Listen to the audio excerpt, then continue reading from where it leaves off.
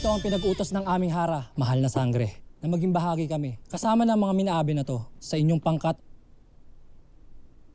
Sasama sila sa amin?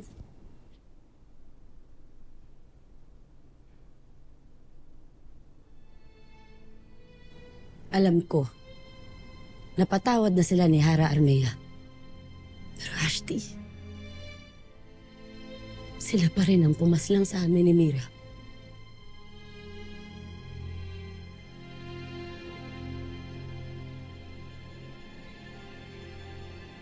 Kayo?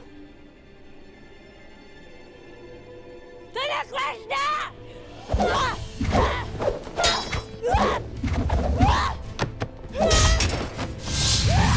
Paumanhin sa akin ni Mira.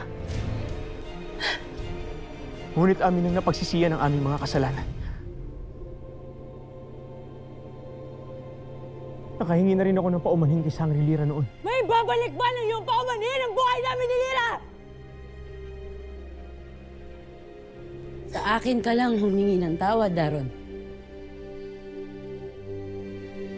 Hindi pa kay Mira.